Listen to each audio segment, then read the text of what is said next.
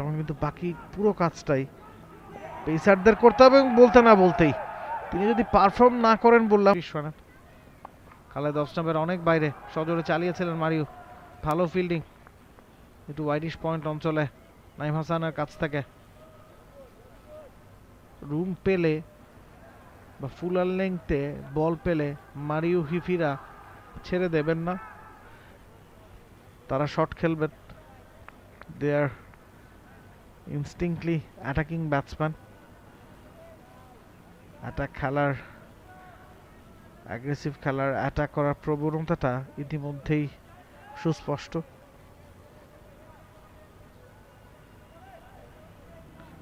খালেদ দলটার একমাত্র পেসার, তাই তার উপর দায়িত্বটাও বেশি। তিনি যদি কোনো কারণে রিদম হারান বা ভালো বোলিং না করেন তখন কিন্তু বাকি পুরো কাজটাই পেসারদের করতে হবে এবং বলতে না বলতেই তিনি যদি পারফর্ম না করেন বললাম। ওয়ালটন বিএলডিসি ফ্যান খরচ বাঁচে 65% পর্যন্ত।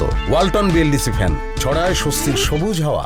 এটুকু শুনেই মনে হয় খালেদের মনটা খারাপ হয়ে গিয়েছিল, because he is the best bowler from first test match, এবং সেই ফর্মটাই টেনে আনলেন মিরপুর শেরে বাংলায়ও। প্রথম উইকেট খালেদের, ফিরতে হচ্ছে মারিউকে।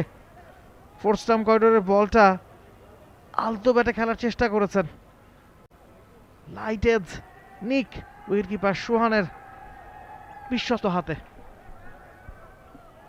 এই করিডোরটাই মেনটেন করছিলেন তিনি একেবারে শুরু থেকে, যেটা তিনি সিলেক্ট টেস্টেও করেছেন, করে সাফল্য পেয়েছেন, এবং নতুন বলে আরও একবার সেই করিডোরটা মেনটেন করে আরও একটা উইকেট। প্রথম উইকেটটা তিনিই এনে দিলেন। মারিও ফিরছেন 19 বল থেকে 14 রান করে প্রথম উইকেট। প্রথম সাফল্য বাংলাদেশ এ দলের জন্য আজকের দিনে। হয়তোবা এই ধরনের উচ্ছ্বাস আরও একাধিকবার বাংলাদেশ এ দল করতে চাইবে, ম্যাচের নিয়ন্ত্রণটা পুরোপুরি নিজেদের দিকে নিয়ে নেওয়ার জন্য।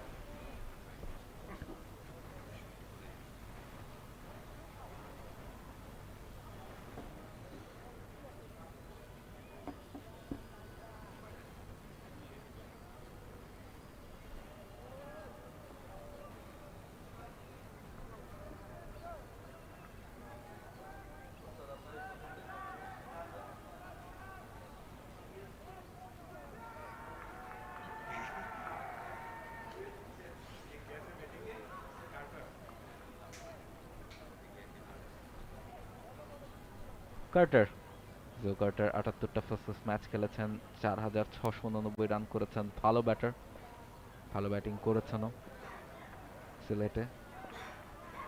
খালেদ আহমেদ প্রথম উইকেটটা এনে দিয়েছেন অস্ট্রেলিয়ার বাইরে।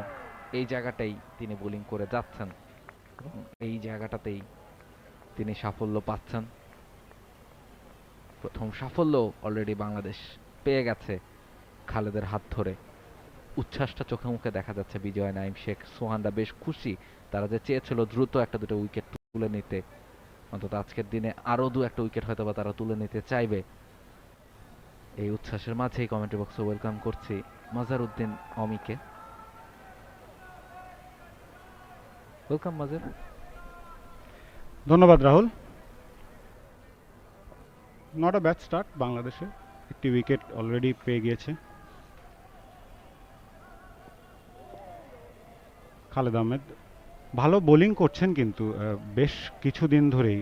এনসিএল টি20 থেকে আমি তাকে ফলো করছি। এরপর থেকেই কিন্তু তার বোলিংয়ে আপনি দেখবেন যে একটা জায়গা মেনটেন করা এবং পেস ইনক্রিজ হয়েছে কিন্তু যথেষ্ট। খেয়াল করে দেখবেন যদি মাঝে দিয়ে তার পেস কিছুটা কমে গিয়েছিল, ক্যারিয়ারের শুরুর দিকে যে পেস 140 প্লাসে বল করতেন, মাঝে দিয়ে কিন্তু মিড 130-তে চলে গিয়েছিলেন, বাট এখন আবার সেই রিদমটা তিনি ফিরে পেয়েছেন। Good to see that. এবং তার জন্য ইম্পর্টেন্ট হবে যে যত বেশি তিনি ম্যাচ খেলতে পারবেন। এখন জানি পেস বোলারদের সেই লোড ম্যানেজমেন্টটা থাকে, বাট এই রিদমে যখন থাকে পেস বোলারে কিন্তু রিদমই সব কিছু। আর একবার স্ট্যাম্প টু স্ট্যাম্প সোজা ব্যাটে, এক্স্যাক্টলি। এবং আপনি যেটা বলছিলেন যে একটা সময় আমরা মাঝে গিয়ে দেখেছি 130-35-এ বোলিং করছেন, তবে এনসিএল টি-20-র কথা আপনি বললেন এবং বিপিএলও দেখলাম 140, 145 ইভেন তিনি টাচ করেছেন।